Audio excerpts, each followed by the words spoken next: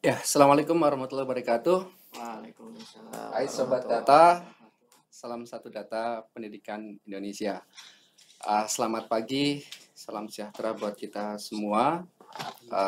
Kita jumpa kembali di channel YouTube Bahas Dapodik ya, sesuai dengan temanya semuanya materi tentang sistem Indonesia, pendataan data selamat pendidikan dasar dan menengah. Kita jumpa lagi pada kesempatan hari ini ya bersama saya channel YouTube Rohmat dan didampingi oleh kawan saya semuanya materi Hasan Coiri Mahfud, pendataan data selamat pendidikan. Ya, pada kesempatan hari ini kita mau menyapa dulu nih teman-teman operator dinas pendidikan kabupaten kota, provinsi, LPMP maupun operator sekolah.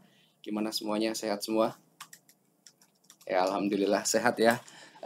Tepat jam 10 barangkali kita sudah bisa mulai masuk ke sesi acara Bahas Dapodik. Sebelum kita masuk materi, barangkali ada beberapa hal yang ingin kami sampaikan. Yang pertama, selamat memasuki tahun ajaran baru semester 1 tahun ajaran 2020-2021 gitu ya. Kemudian mungkin ada beberapa daerah yang zona hijau sudah masuk ke pembelajaran tatap muka begitu, dan beberapa daerah masih melakukan pembelajaran secara daring begitu ya. Tapi sistem Dapodik tetap berjalan ya, dengan masa COVID seperti ini tetap kita melakukan pekerjaan ya, melakukan aktivitas atau kegiatan seperti biasanya, karena Dapodik ini dilakukan secara online dengan sistem begitu ya. Ya, semoga semuanya teman-teman sehat semua ya. Ini saya sama Hasan ini agak jauh-jauhan karena harus menerapkan social distancing katanya. Ya sekitar 1,5 meter sampai 2 meter lah.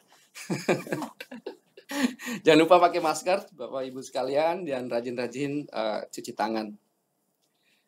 Baik, sebelum masuk materi, barangkali beberapa hal ingin kami sampaikan bahwa teman-teman Subag Hukum sedang merancang peraturan Menteri Pendidikan dan Kebudayaan yang baru ya, untuk memutakhirkan Permendikbud nomor 79 tahun 2015 tentang data pokok pendidikan. Kemudian bahwa kami sampaikan juga bahwa sampai hari ini tim Dapodik sedang bekerja keras ya untuk memutakhirkan aplikasinya, yang barangkali teman-teman di sekolah, di dinas maupun di LPMP dan BP PAUD sedang menunggu-nunggu gitu ya, sistem yang terbaru seperti apa ya. Ditunggu saja, mungkin insya Allah mudah-mudahan masih di bulan Juli ya kita akan rilis sistem aplikasi versi yang terbaru untuk tahun ajaran semester 1 2020-2021. Baik, kita mulai saja untuk masuk ke materinya. Sebelum kita masuk ke materi, dari teman-teman yang hadir ini sudah berapa yang hadir? Ada 1977 begitu ya. Wah, kurang lebih 2000 lah. Ya, masih kalah jauh dengan abang kita, Abang Atta Halilintar gitu ya. Ya nggak apa-apa. Ya, saya yakin semuanya ini sedang menantikan sistem Dapodik yang terbaru seperti apa, karena sistemnya selalu kita update mengikuti periode semester yang berjalan. Apalagi untuk masuk tahun ajaran baru ini pasti banyak hal-hal baru yang pastinya lebih baik, dan kita selalu memperbaiki dari waktu ke waktu untuk mendapatkan data yang berkualitas. Ya, barangkali itu prolognya. Nanti sesi ini kita akan bagi menjadi 3. Yang pertama itu paparan dari saya, kemudian nanti disambung oleh Mas Hasan. Dan sesi yang ketiga kita lakukan diskusi secara interaktif gitu ya, tanya jawab. Jadi kalau misalkan Bapak Ibu atau teman-teman yang ada pertanyaan, silahkan cermati ya, berikan pertanyaan-pertanyaan terbaik yang Bapak Ibu bisa berikan.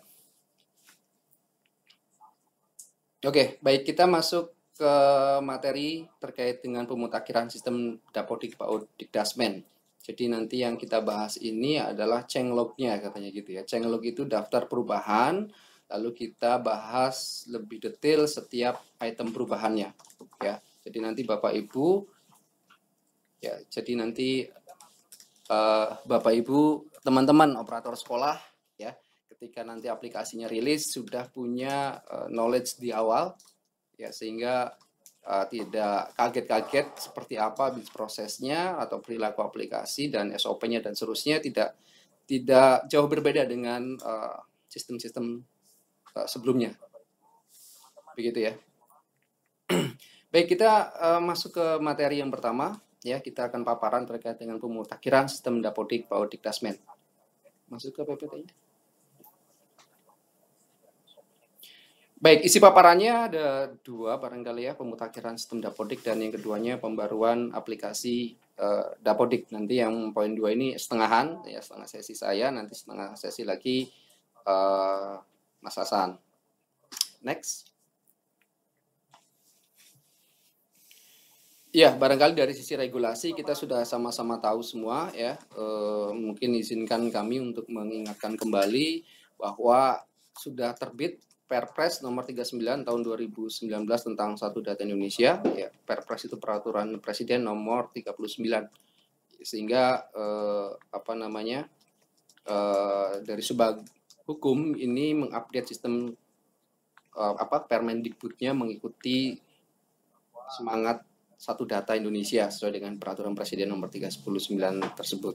Kemudian yang kedua, Permendikbud nomor 45 tahun 2019. Ya, kita sama-sama ketahui bahwa ada perubahan terkait dengan struktur dan organisasi dan tata kerja Kementerian Pendidikan dan Kebudayaan. Dalam hal ini struktur organisasi kami di Ditjen PAUD Dikdasmen ya sudah bergabung, dulunya hanya Dikdasmen, sekarang bergabung dengan PAUD sehingga menjadi PAUD Dikdasmen. Sehingga dalam hal ini sistemnya pun mengikuti regulasi yang ada. Artinya kita mengikuti organisasi yang ada sehingga dalam satu sistem itu memuat jenjang pendidikan dari jenjang PAUD, Dikdas, dan Dikmen.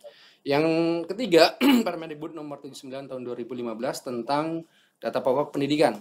Ya, yang tadi sempat kita singgung bahwa permen ini akan kita mutakhirkan di mudah-mudahan selesai di tahun ini. Mengikuti perkembangan yang ada. Lanjut.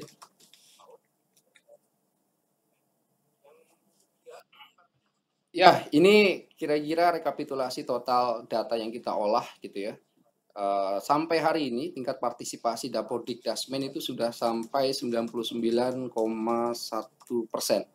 Ya, luar biasa ini rekap nasional, artinya tingkat partisipasi, kesadaran dari sekolah yang tadinya hanya sekedar tahu, kemudian mau, dan yang naik lagi kelas menjadi mampu, dan yang terakhir pada titik ini kita sekolah merasa perlu begitu ya untuk melakukan updating. Jadi tidak perlu dikejar-kejar. Saya yakin teman-teman di sekolah ini sudah kesadaran datanya sudah cukup tinggi untuk segera memutakhirkan data Dapodiknya. Jadi kita sudah berproses 9 tahun dan capaian dari sisi kuantitas 99,1%. Bapak Ibu bisa lihat di layar monitor, besar sekali jumlah datanya, peserta didiknya itu sampai 44 juta, 44 juta ya, 44 juta 621.547 ya, sekitar 44 juta, mendekati 45 juta lah.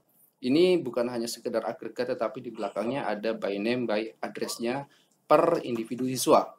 Juga sama, guru sekitar 2,7 juta, ya, tendiknya ya lebih dari setengah juta begitu ya. Total sekolah 220.000 itu untuk jenjang Dikdasmen.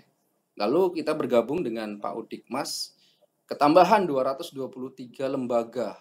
Wow, jadi total sekitar 440 ya, mendekati 450 ribuan. Itu ya, siswanya sekitar 8,5 juta.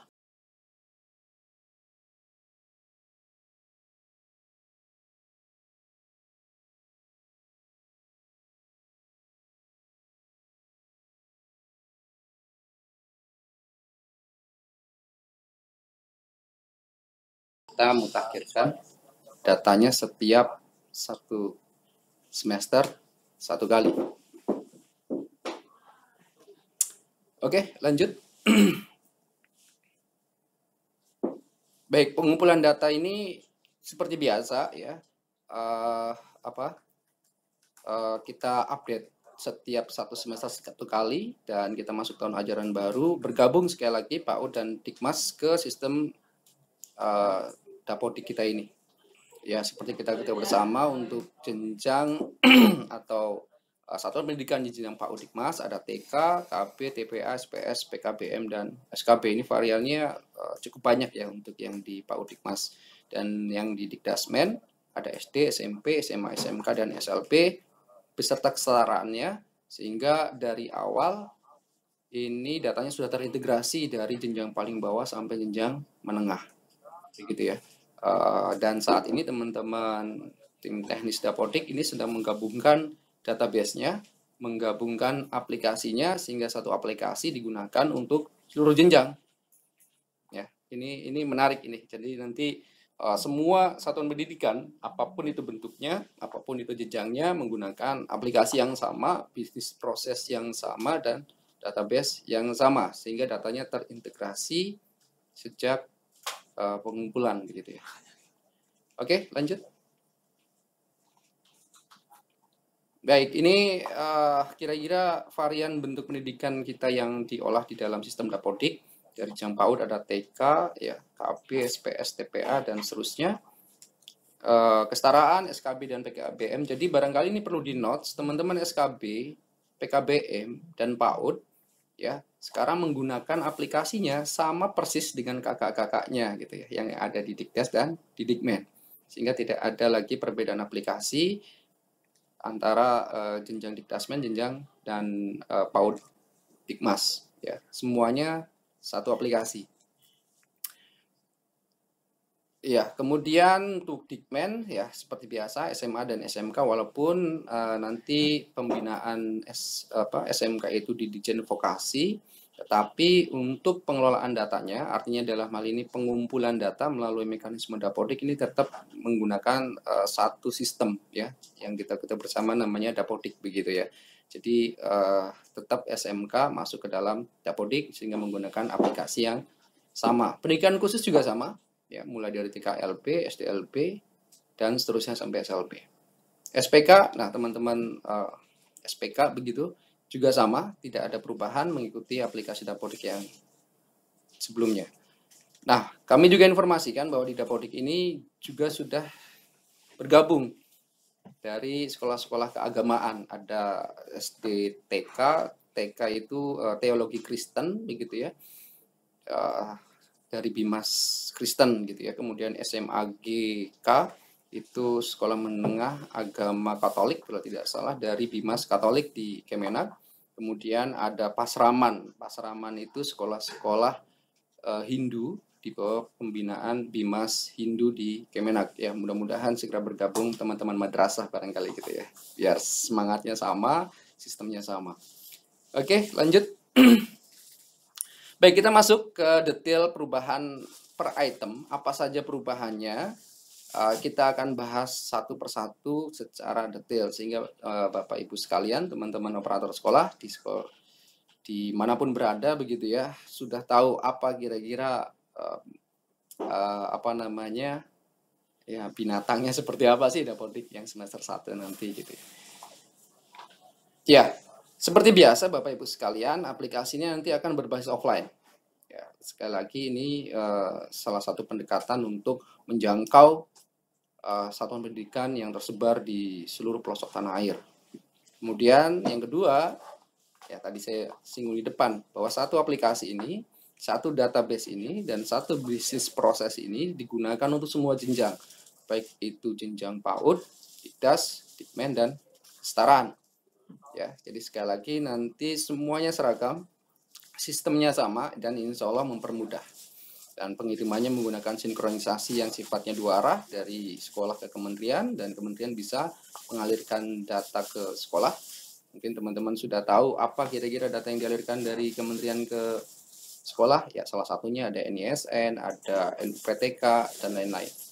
Ya, kemudian nanti aplikasi ini ya sifatnya sama. Ya, ini tidak ada banyak yang berubah dari sisi yang fundamentalnya, tidak ada yang berubah. Ya, lanjut. Baik, perubahan yang kedua, ya informasi kedua, ini khusus untuk jenjang PAUD, SKB, dan PKBM, bahwa kode registrasinya kita menggunakan format yang baru, ya yang dulunya sampai 30 digit gitu ya.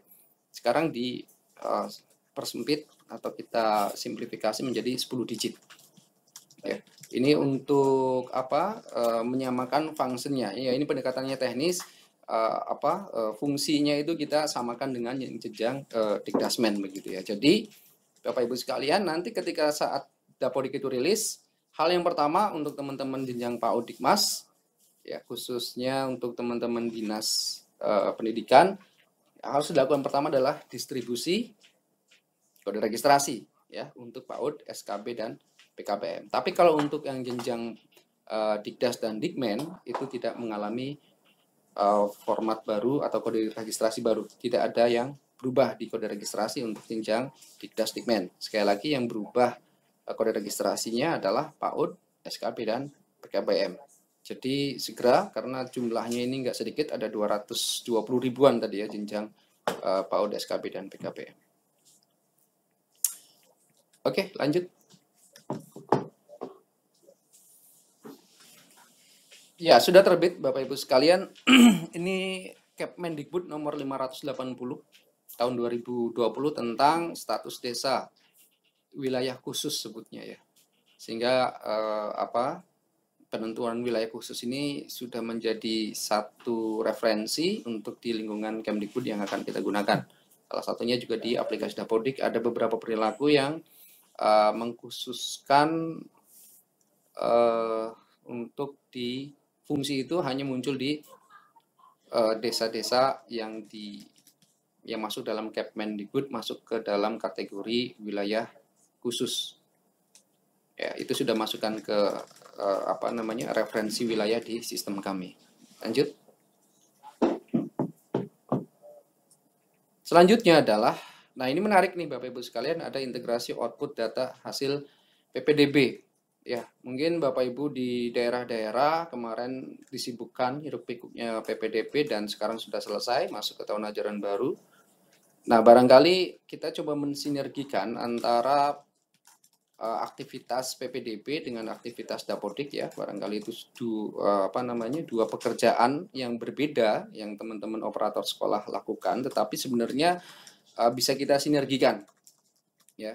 Kita sinergikan. Ya, intinya adalah siswa-siswa baru ya, hasil seleksi PPDB yang dilakukan di masing-masing daerah bisa diinsertkan atau diintegrasikan atau dimasukkan ke dalam database database Dapodik ya, tanpa harus melalui tarik satu persatu lagi siswanya. Ya, tanpa harus narik satu persatu lagi siswanya. Misal siswa kelas 7 ya, mungkin Bapak Ibu sama-sama ketahui ketika masuk tahun ajaran baru, yang paling pertama dikerjakan, yang paling banyak dan besar effortnya itu adalah siswa barunya. Ya kelas 7 ditarik gitu ya, dari siswa dari SD asalnya kelas 6, tarik satu persatu. Nah, dengan integrasi output data hasil PPDB ini, maka siswa kelas 7, siswa kelas 10 ataupun siswa kelas 1 SD ini bisa dimasukkan ke dalam aplikasi Dapodik secara otomatis. Ya, sehingga PPDB selesai, ya Dapodik selesai. Nah, ini biar jadi sistem ini semakin smart gitu ya. Ya, sehingga mengurangi beban untuk input data di teman-teman sekolah. Bagaimana caranya? Silahkan akses di ppdb.kemdikbud.go.id. Jadi ini sifatnya kolektif, yang bisa melakukan adalah Dinas Pendidikan Kabupaten Kota. Ya. Bukan per sekolah. Nanti dinas yang akan melakukan metode pengintegrasian. SOP-nya silakan sekali lagi Bapak Ibu lihat di ppdb.kemdikbud.go.id. Ini salah satu solusi untuk mempercepat pengumpulan data.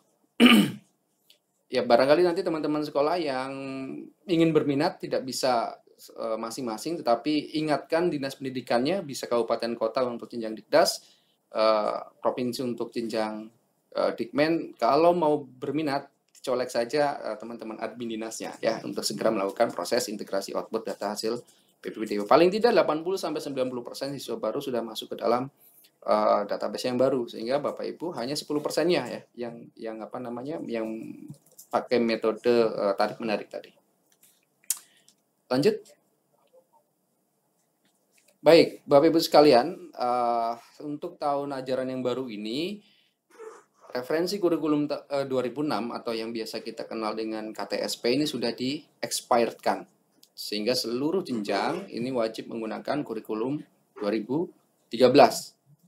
Gitu ya. Kemudian yang untuk SMK dengan menggunakan kurikulum 2013 revisi ya, sehingga tidak ada lagi satuan pendidikan yang masih menggunakan kurikulum 2006 atau 2000 atau KTSP gitu ya. Jadi untuk yang semester baru semuanya menggunakan kurikulum K13 dan K13 revisi untuk SMK. Lanjut. Baik, kira-kira gini ya. User interface-nya, perwajahannya ini kira-kira seperti ini. Untuk halaman registrasinya kita permudah, disimplifikasikan, hanya username dan password dan kode registrasi yang dimasukkan. Ayo pakai masker ya, ini salah satu mengingatkan untuk social distancing. Selanjutnya, pembaruan satu aplikasi untuk data satuan pendidikan PAUD dan PKBM. Ya, beberapa minggu kemarin dari Kemdikbud sudah mengedarkan untuk sekolah-sekolah mengisi kesiapan satuan pendidikan dalam menghadapi pembelajaran di tahun ajaran baru ini. Ya, barangkali teman-teman sekolah belum tahu, mungkin tidak perlu menunggu, hari ini juga bisa langsung diakses untuk form isiannya, ya, daftar periksa kesiapan satuan pendidikan. Nah, saat nanti aplikasi Dapodik rilis, kita mencoba mengingatkan kembali melalui aplikasi ini bahwa kita siapkan satu fitur untuk membuka e-form kesiapan satuan pendidikan yang formnya sama persis diadopsi dari yang sudah ada. Ya, ini formulir kesiapan proses belajar mengajar di masa pandemi COVID-19 untuk diisi oleh para kepala sekolah. Ya, jadi barangkali sekaligus mengingatkan. Kalau Bapak Ibu Kepala Sekolah belum mengisi form ini, silahkan diisi tanpa harus menunggu aplikasi Dapodik rilis juga. Tidak perlu menunggu terlalu lama ya, karena datanya akan segera digunakan untuk pemetaan kebijakan. Lanjut.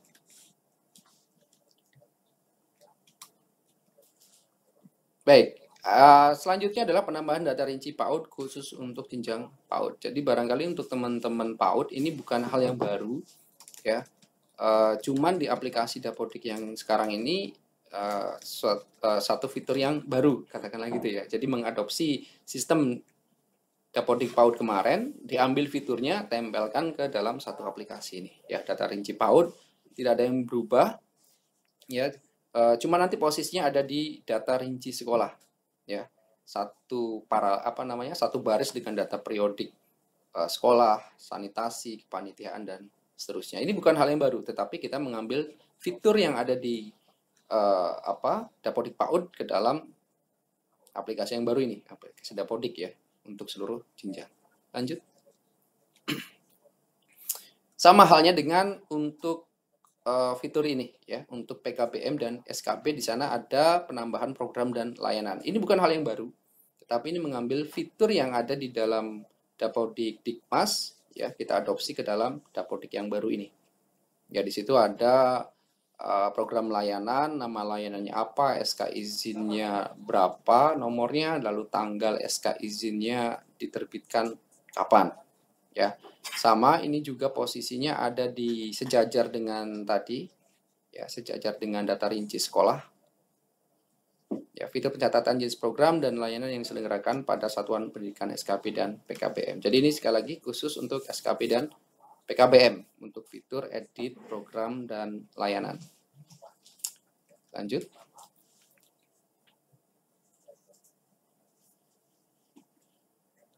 Penambahan atribut tanggal mulai dan tanggal selesai pada isian rombongan belajar untuk PKBM dan SKB.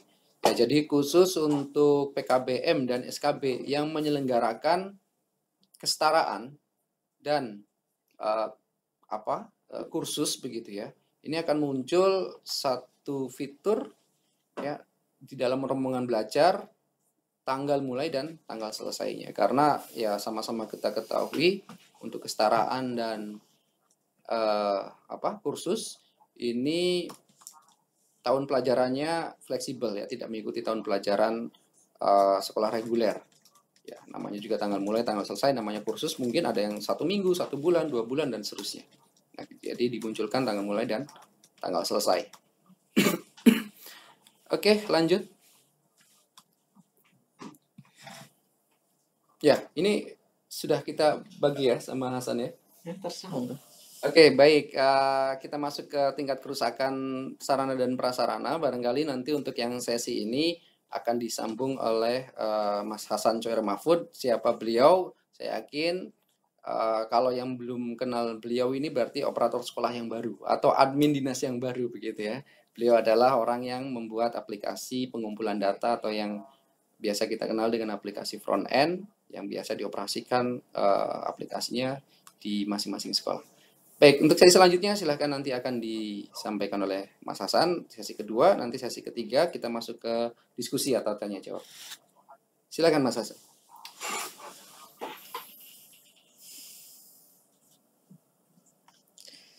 Ya, baik sobat data semuanya, selamat pagi. Assalamualaikum warahmatullahi wabarakatuh. Salam sejahtera bagi kita semua. Semoga sobat-sobat data semua yang ada di tanah air ya, dari Sabang sampai Merauke diberi kesehatan ya, selalu diberi kesehatan, kekuatan ya, sehingga terhindar dari wabah ya yang sedang booming ya, pandemi ini ya. Semoga kita dijauhkan dari wabah tersebut. Amin ya robbal alamin. Oke. Baik, tadi telah dipaparkan ya sedikit terkait dengan perubahan aplikasi Dapodik yang akan kita rilis insya Allah di bulan ini ya, insya Allah di bulan ini untuk persiapan tahun ajaran baru 2020-2021 pada semester ganjil. Oke, kita lanjut saja. Tadi sekarang kita masuk ke sarana dan prasarana. Baik, untuk tahun ini, untuk tahun ajaran baru ini, nah kita memang ada perubahan yang besar-besaran ya terkait dengan perhitungan tingkat analisis tingkat kerusakan suatu bangunan atau ruang. Nah ya, yang mana itu dulu itu kita kita menghitung itu per komponen ya, per komponen tersebut kerusakannya berapa persen, komponen tersebut kerusakannya berapa persen. Nah sekarang kita rubah berdasarkan dengan formulir yang telah dikeluarkan dari Kementerian PUPR. Nah, ke PUPR. Jadi kalau misalnya kita baca surat edaran Kemdikbud ya, ini masih hangat ya, baru terbit tahun ini. Jadi ada nomor 46705-MPK.A-SP-2020. Nah, ini baru terbit di tanggal 19 Mei 2020. Nah, ini mungkin bisa ini kan ada kotak merah. Nah, ini saya coba bacakan sebagai syarat pengusulan kegiatan DK Fisik bidang pendidikan tahun 2021. Pemerintah daerah diminta melakukan penilaian tingkat bangunan sekolah yang bersangkutan. Penilaian dilakukan menggunakan formulir dari Kementerian PUPR yang dilakukan oleh Dinas PUPR atau tenaga teknik sipil lainnya. Selanjutnya, hasil penilaian disahkan oleh Dinas Pendidikan dan Dinas PUPR dan dilampirkan bersama dokumen pengusulan kegiatan DAK Fisik bidang pendidikan tahun 2021 ya pada sistem Krisna. Nah, jadi kita berdasarkan Kepmen ini ya, surat edaran dari Menteri. Nah, jadi Dapodik juga harus menyesuaikan ya yang sebelumnya tadi kita menghitung komponennya per komponen itu tingkat kerusakannya. Nah, kita sesuaikan dengan formulir yang dikeluarkan dari Kementerian PUPR. Nah, semua panduan, semua semua paparan, kemudian semua kebijakan atau peraturan ya, dan formulirnya itu sendiri. Nah, ini Bapak Ibu, sobat-sobat data semua ini bisa mendownload atau mengunduh ya, mengunduh di https://ringkas.kemdikbud.go.id ya, /dak 2021. Nah, kita semua sudah diunggah ke sana. Jadi Bapak Ibu tinggal baca, di situ ada panduannya, kenapa kok dirubah dan seterusnya, bagaimana teknis perhitungannya juga bagaimana, nah, itu semua ada di sana. Nah, ini ya, kalau misalnya Bapak Ibu sudah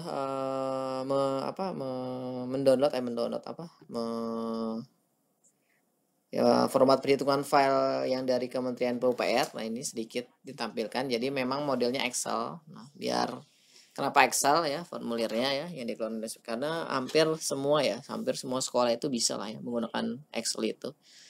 Bisa menggunakan Excel, bisa dibuka di di cloud ya, entah itu Drive Google juga bisa, kemudian langsung di Microsoft Office juga bisa, dan lainnya juga bisa ya, yang open source juga banyak. Nah, itu bisa dibuka file ini.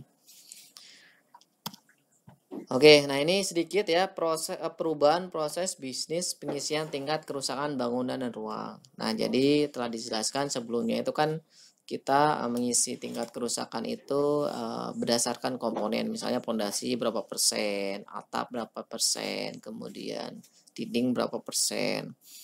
Nah, nanti di aplikasi yang baru ini, nah itu ada sedikit perubahan, bukan sedikit ya, hampir dirubah semuanya ya, mengikuti alur yang telah diterapkan di formulir tersebut nih.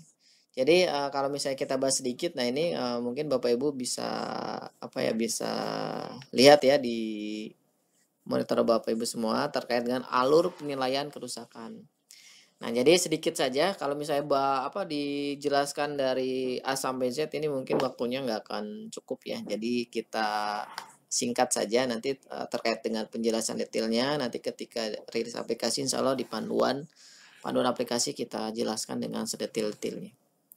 Nah, jadi pertama kali kita harus menghitung adalah pengecekan pondasi ya. Nah, jadi nggak bisa ketika kita menghitung tingkat kerusakan, hitung aja atapnya dulu, hitung aja dindingnya dulu, atau enggak hitung aja kusennya dulu, nggak bisa. Yang pertama kali itu adalah pengecekan pondasi.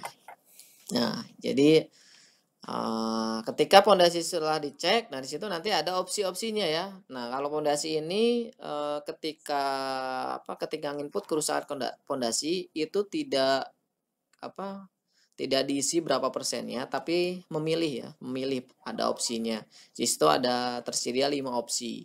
Yang mana contohnya turun secara rata, kemudian turun pondasi, banyak turun secara tidak rata dan seterusnya. Nah, itu persentase kerusakannya sudah diplot. Jadi misalnya untuk opsi pertama 20%, opsi kedua 40%, opsi ketiga 60, 80 dan 100. Nah, jadi ketika pondasi telah dicek, maka kita lihat. Nah, di sini apakah pondasinya itu kerusakannya di atas 30% atau enggak. Nah, kalau misalnya pondasinya di atas 30% ya, atau yang rusak pondasi turun tapi tidak rata itu sudah di atas 30%, itu sekitar 45 ya, 40%. Maka di situ langsung dinyatakan bangunan tersebut langsung dinyatakan rusak berat. Maka perhitungan stop sampai sini ya. Stop sampai sini, tidak usah dilanjutkan lagi perhitungannya ke perhitungan komponen yang lainnya. Ya, oleh karena itu tadi pondasi itu pertama ya, itu wajib nggak bisa nggak gugat. Jadi ketika perhitungan kerusakan itu pondasi yang dicek. Nah, ternyata kalau misalnya pondasinya di atas 30% kerusakannya, maka langsung dinyatakan nanti rusak berat. Dan stop sampai situ perhitungannya, tidak usah dilanjutkan. Kemudian, ternyata pondasinya nggak sampai 30%. Pondasinya nggak sampai 30%, ya mungkin 10% ya. Atau 20%. Atau misalnya nggak ada kerusakan misalnya. Nah, barulah kita lanjut ke pengecekan kolom, balok, dan plat. Mas, apa itu Kok saya nggak tahu? Saya juga nggak tahu. Jadi nanti kita belajar, nanti di panduan dijelaskan kolom itu apa, balok itu apa, plat itu apa. Gampangnya itu kolom itu tiang ya, tiang penyangga bangunan, balok itu pengikat tiang ya, pengikat tiang. Ya. Kemudian plat itu lantai ya, plat. Nah, kalau misalnya plat itu biasanya bangunan tersebut lebih dari satu lantai. Nah, kalau misalnya satu lantai, nah berarti platnya di situ nggak ada. Nah, ternyata ketika sudah dicek, Mas, bagaimana cara perhitungannya? Nanti ya, perhitungannya nanti nggak mungkin kalau bahas sekarang mungkin nggak akan cukup. Jadi nanti tinggal dicek aja di aplikasinya karena di aplikasi itu nanti apa ya, bisa disebut sebagai kalkulator ya. Jadi ketika Bapak inputkan misalnya 10% atau 20% itu otomatis nanti di situ apakah langsung rusak ringan, rusak sedang atau rusak berat. Nah, ketika pengecekan kolom, balok, plat ternyata di atas 30% ya, maka langsung di situ stop, langsung dinyatakan rusak berat. Tidak usah dilanjutkan lagi perhitungan komponen yang lainnya.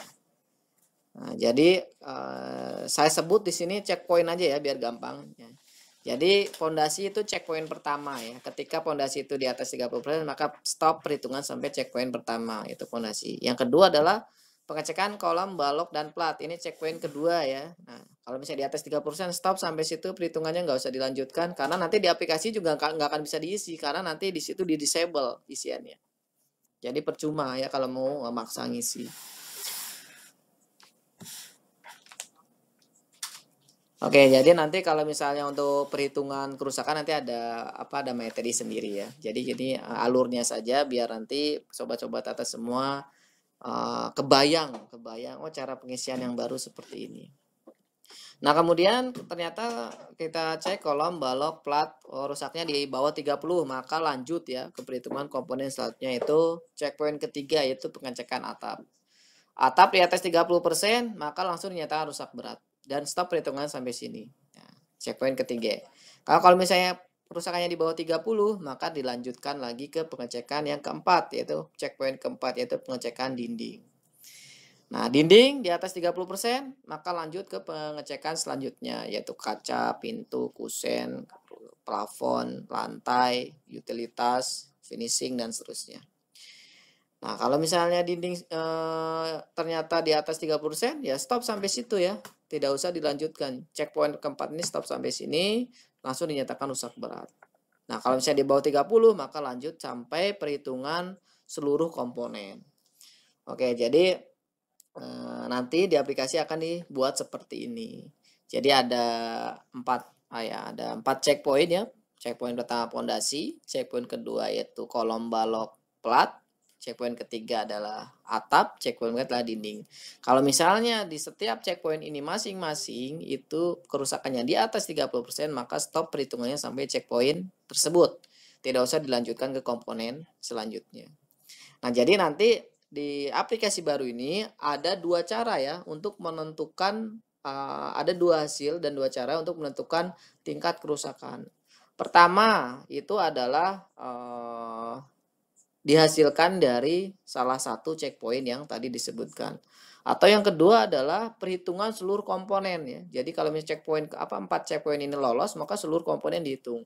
Jadi kalau misalnya masuk ke checkpoint itu di atas 30%, maka langsung dinyatakan rusak berat. Tapi kalau misalnya seluruh komponen itu dihitung ya, yang mana dari 4 checkpoint itu di bawah 30, maka kan menghitung semua semua komponen. Maka di situ di atas 45% baru rusak berat. Nah, jadi ada 2 ya untuk menentukan rusak berat dari salah satu checkpoint yang telah disebutkan atau total keseluruhan perhitungan komponen yaitu di atas 45%. Itu langsung dinyatakan rusak berat. Nah, jadi perhitungannya seperti itu ya Bapak Ibu. Mungkin masih mengawang-awang gimana sih? Nah, nanti kita ada materi sendiri. Jadi tapi kita di sini hanya ya brainstorming ya, memberi info sedikit ya terkait dengan ternyata ada perubahan besar nih di tingkat kerusakan. Jadi ya sebelumnya kami ya mohon maaf kalau misalnya nanti ketika rilis Bapak Ibu nggak bisa menggunakan namanya itu fitur salin periodik untuk bangunan dan ruang. Itu harus diinput dari nol ya, bukan diinput. Jadi diinput dari nol ya, diinput dari awal ya di semester sekarang. Nah, jadi nanti dihitung. Jadi semua tingkat kerusakannya sudah menggunakan perhitungan proses bisnis yang baru. Oke, kita lanjut.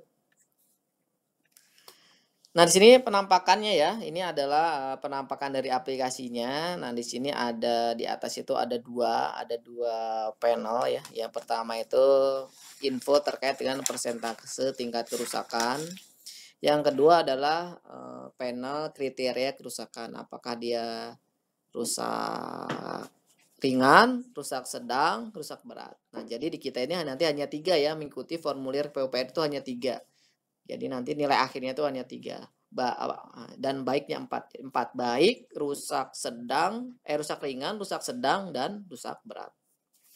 Nah, jadi ketika kita implementasi di aplikasi Dapodik, memang kita ketika mengisi itu ada 2 ya.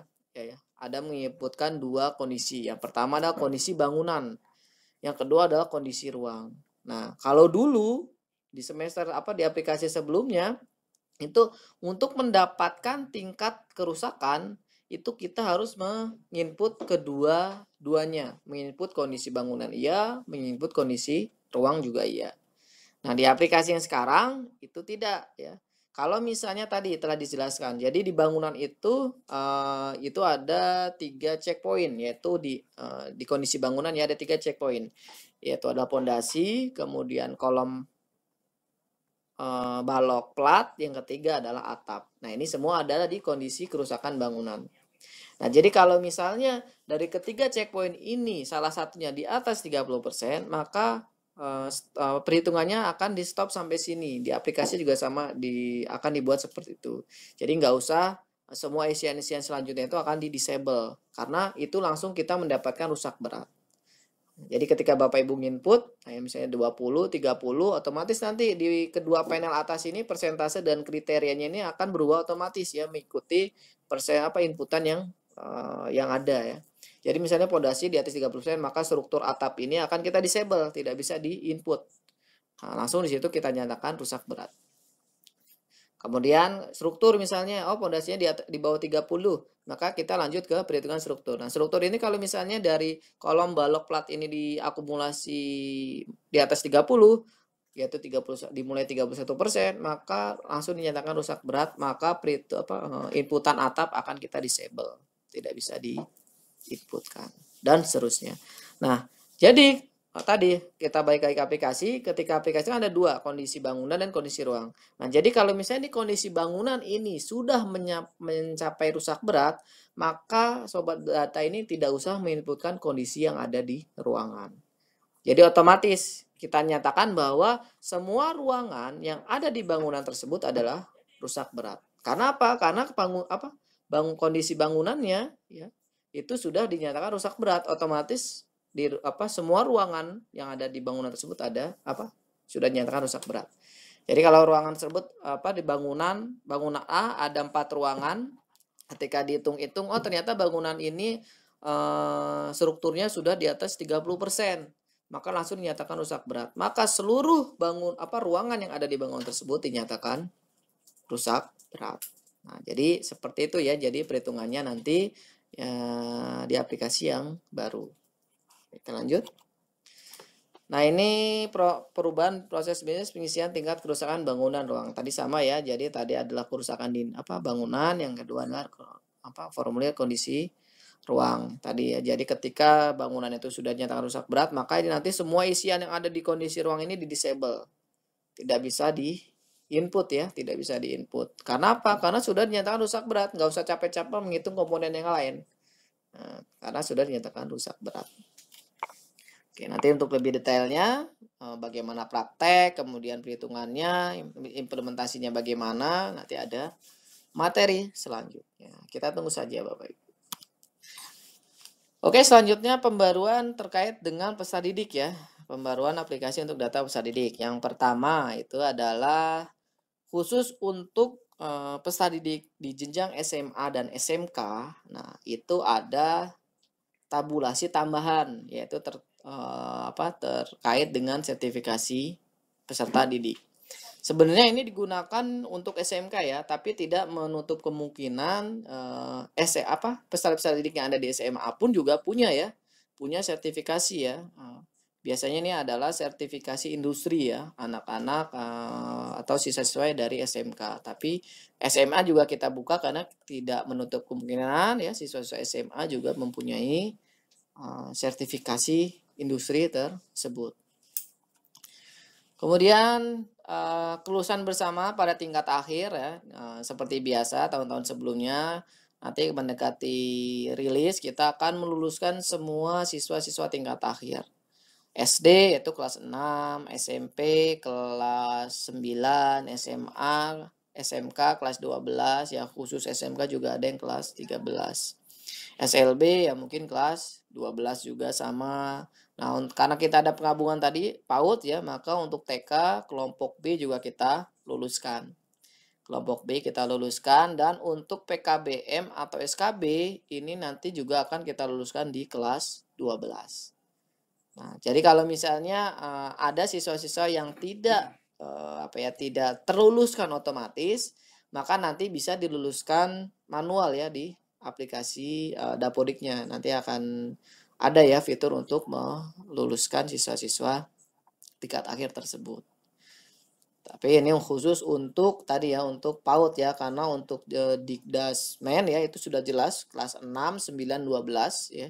Tapi kalau untuk PAUD ini belum tentu ya, meskipun dia di tingkat B atau di kelas 12 belum belum tentu dia lulus dan selanjutnya. Kan jadi di aplikasi untuk PAUD ya, PAUD itu kita masih memunculkan fitur untuk meluluskan manual.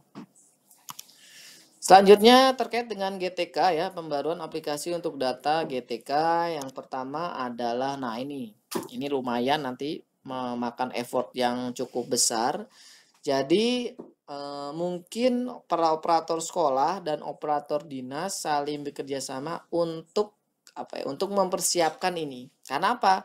Karena di poin 14 ini ada perubahan proses bisnis perekaman GTK baru ya. Yang semula itu ada di Dinas Pendidikan di aplikasi manajemen Dapodik. Nah, itu akan dialihkan ke Pusdatin yang ada di Verval PTK. Nah, itu nanti tetap itu nanti yang login adalah dinas, ya mungkin dinas bagian kepegawaian ya. Nah, itu tapi nanti beda aplikasi. Yang tadi ada di manajemen dinas Dapodik, ini akan kita alihkan ke Verval PTK yang ada di Pusdatin.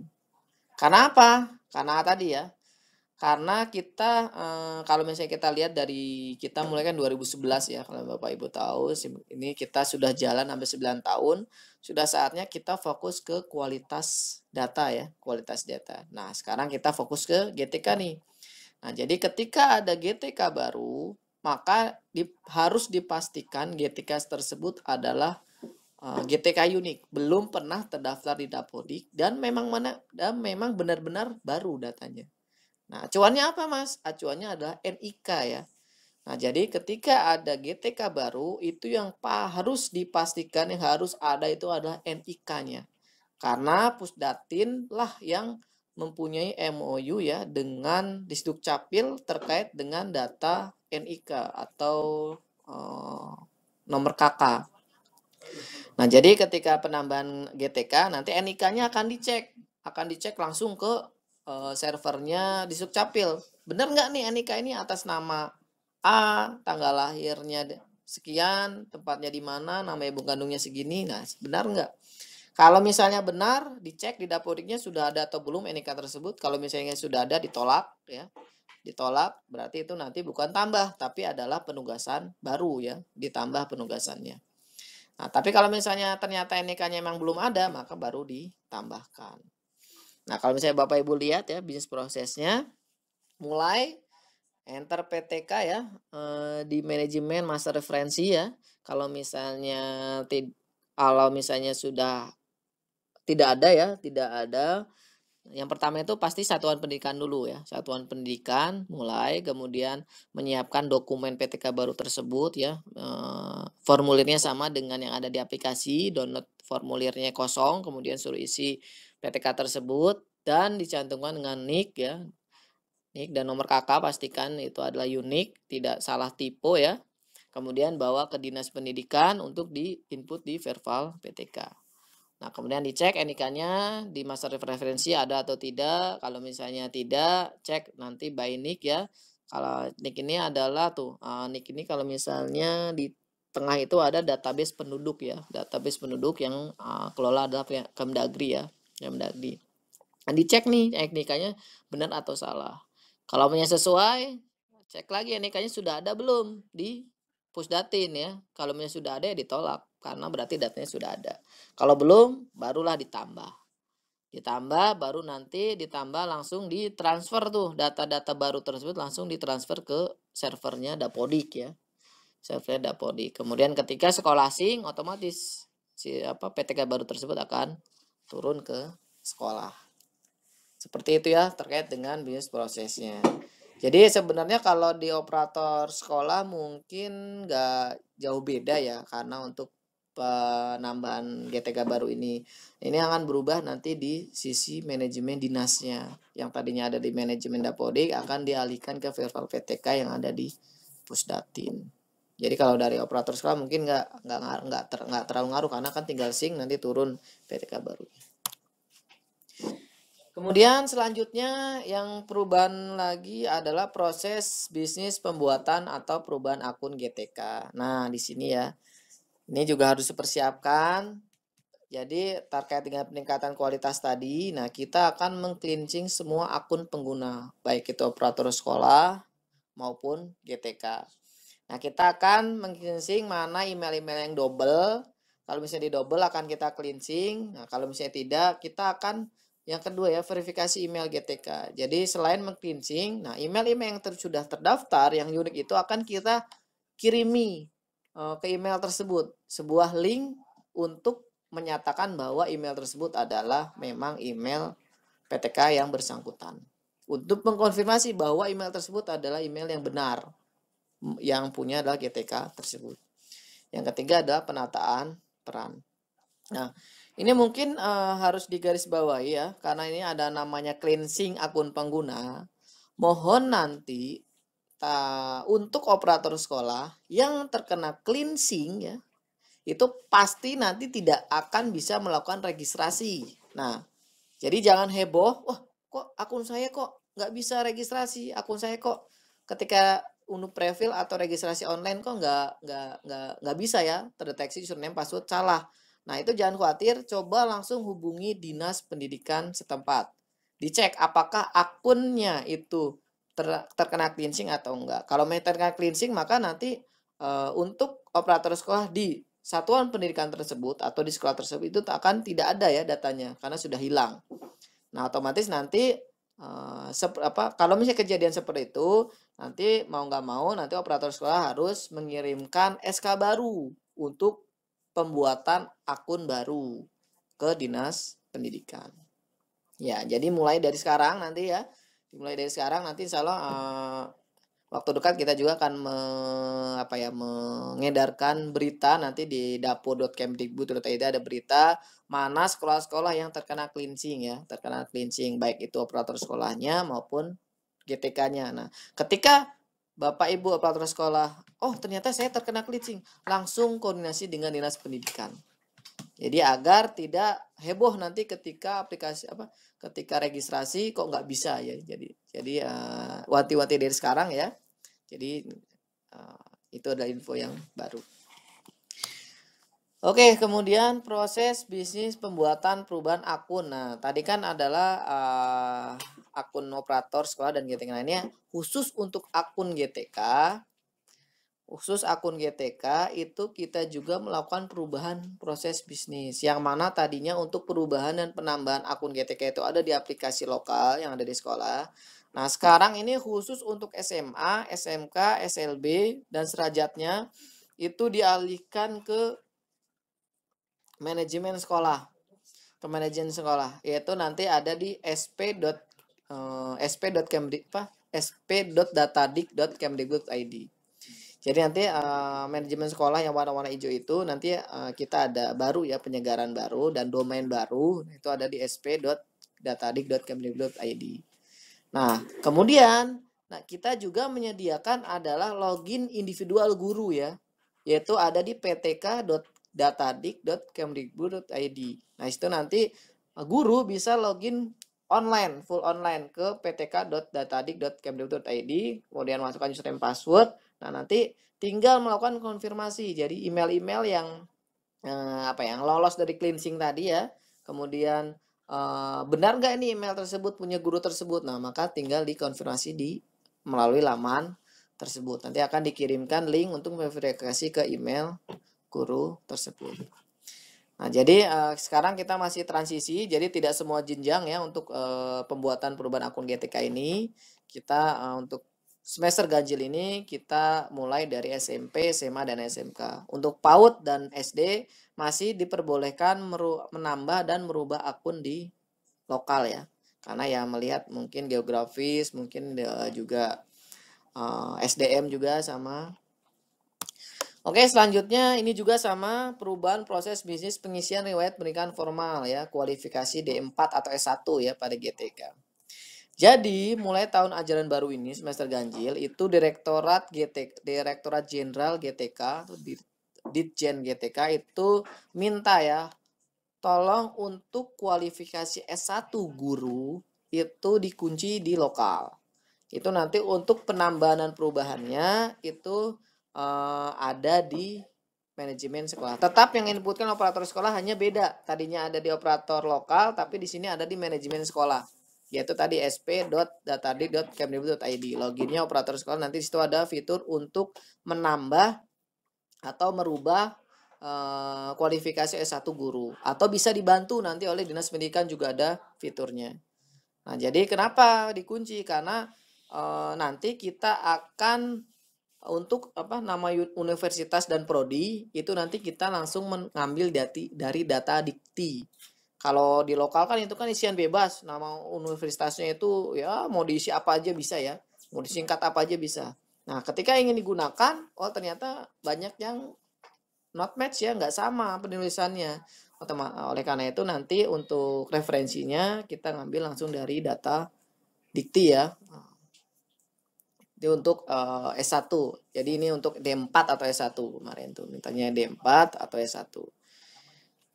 Kemudian ini pembaruan aplikasi untuk data ya khususnya SMK ya. Nah, SMK juga ada. Yang pertama adalah penutupan isian akreditasi prodi ya pada jenjang SMK. Yang tadinya itu ada akreditasi program program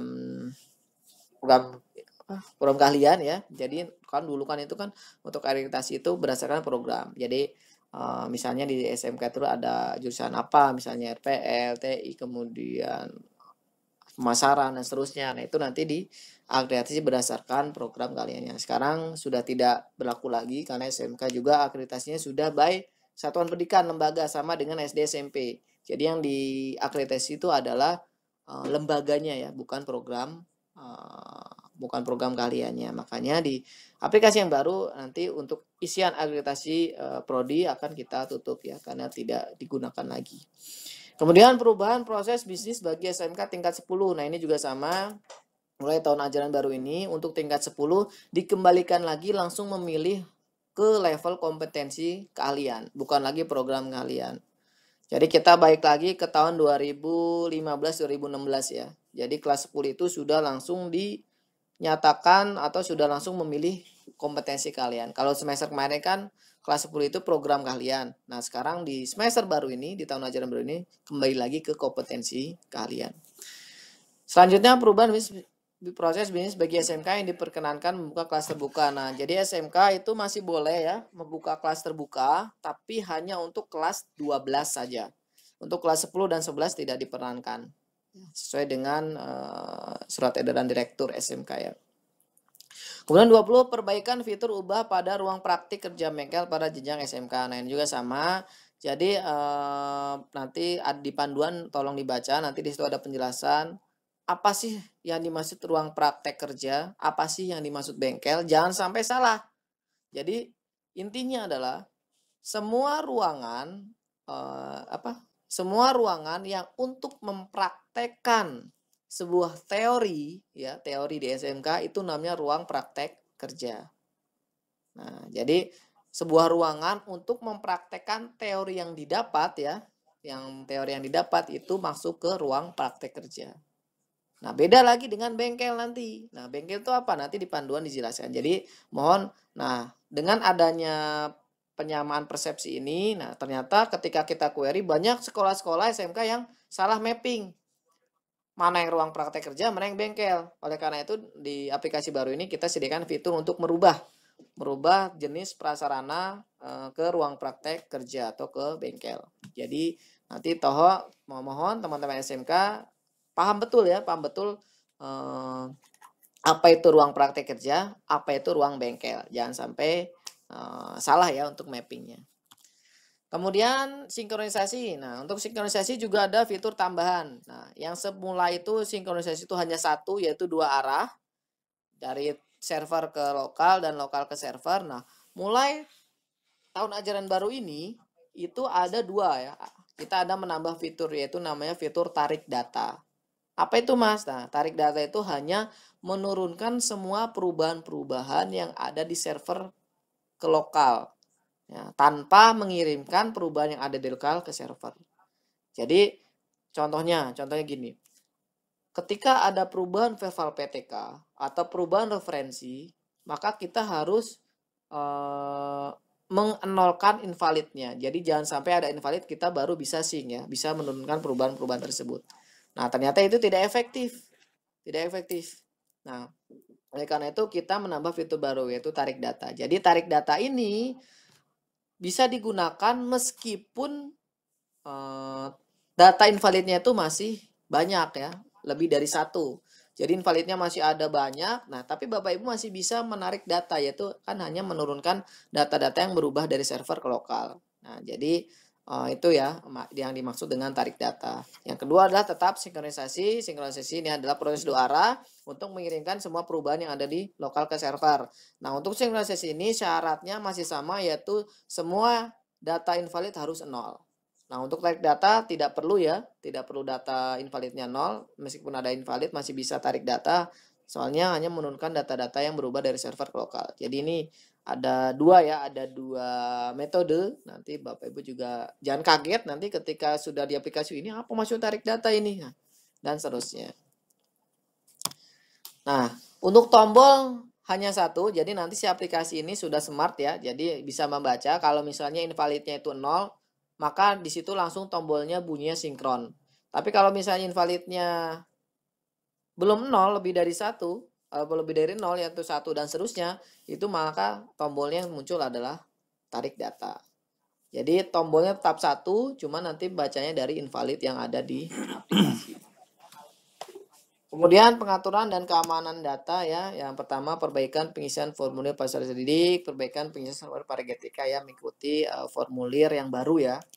Kemudian penambahan metode penarikan data pada API Web Service. Nah, ini juga kalau misalnya teman-teman sobat data semua itu mungkin ngerti programming ya, nah itu bisa memanfaatkan data-data Dapodik ya, karena di Dapodik lokal itu kita sudah sediakan web service untuk dimanfaatkan pihak sekolah ya, untuk digunakan untuk misalnya bisa membuat aplikasi apa ya untuk bantu sekolah, kan butuh data siswa, butuh data PTK, butuh data rombel dan seterusnya. Nah, itu Bapak Ibu bisa menggunakan web service tersebut ya untuk menarik data-data yang ada di Dapodik. Kemudian penambahan security ya pada aplikasi yang baru ini. Oke, terima kasih. Mungkin itu yang bisa saya sampaikan ya. Terima kasih mungkin atas partisipasi dan antusias sobat data semua. Mungkin kalau misalnya untuk lebih jelas nanti ini hanya untuk pengenalan. Oh, ternyata di aplikasi baru ini nanti ini. Tapi kalau misalnya masih bingung harusnya gimana, nanti silakan baca di panduan ketika aplikasi terbitnya. Semua perubahan, semua semua fitur-fitur baru, perubahan proses bisnis baru itu kita akan masukkan ke panduan dan FAQ. Mungkin sekian dari saya. Mohon maaf kalau misalnya dari awal sampai akhir banyak kata-kata yang kurang berkenan ya. Terima kasih atas partisipasi dan antusias sobat data semua. Dari saya dicukupkan. Wabillahi taufiq wal hidayah. Wassalamualaikum warahmatullahi wabarakatuh. Waalaikumsalam warahmatullahi wabarakatuh. Kita kasih plus dulu buat Mas Hasan Cairi Mahfud, ya plusnya di ruangan masing-masing, di tempatnya masing-masing. Demikian tadi Bapak Ibu sekalian, teman-teman, sobat data di Indonesia gitu ya. Ini paparan yang sudah cukup detail dan dari yang buatnya langsung begitu ya, yang buat aplikasinya langsung. Dan jangan kita lihat dulu nih tingkat partisipasi teman-teman di lapangan ini, viewernya yang sedang menyaksikan siaran langsung ini ada 6.200 gitu ya, 95. Masih jauh San dari Abang Hatta Halilintar. Ya, kemudian jangan lupa Bapak Ibu sekalian, nanti setelah live streaming ini akan dilanjutkan dengan materi-materi lainnya. Ditunggu saja jadwal tayangnya sama materinya apa. Nanti secara rutin insya Allah kita akan sampaikan ya, baik itu sebelum rilis maupun pasca rilis aplikasi Dapodiknya, dalam rangka untuk memperkenalkan lebih familiar gitu terkait dengan aplikasi atau sistem yang baru nanti. Tidak banyak perubahan tadi yang sudah disampaikan Mas Hasan, cuman ada beberapa item-item yang ditajamkan untuk masalah bisnis prosesnya. Kemudian kita juga tidak hadir berdua saja, ini di belakang layar banyak teman-teman yang tim suksesnya ya, ada Mas Iksan Setiadi ini sebagai hostnya yang kameramen. Ada Mas Edi Setiadi ini yang masalah konten, ada Mas Septi, ada siapa? Mas Doni gitu ya. Dan nanti kita setelah ini break 5 menit. Ya, kita break dulu 5 menit. Kita nanti akan masuk lagi ke channel yang sama, di saluran YouTube yang sama. Kita akan lebih interaktif ya untuk berdiskusi masalah tanya jawab ya. Barangkali ini lebih menarik lagi ya, karena apa? Karena pertanyaannya muncul langsung dari teman-teman sekolah. Baik Bapak Ibu sekalian, silakan ambil kopinya gitu ya, ambil kudapannya ya di tempatnya masing-masing pastinya ya. Kita break dulu 5 menit, kita akan kembali lagi jam 11 lebih 15 menit ya. 11 lebih 15 menit kita break dulu 5 menit. Ya, baik. Sambil break, silahkan siapkan pertanyaan terbaiknya, langsung ditulis di kolom komentar. Nanti kita akan kembali lagi dan membahas pertanyaan-pertanyaan yang ada di kolom komentar.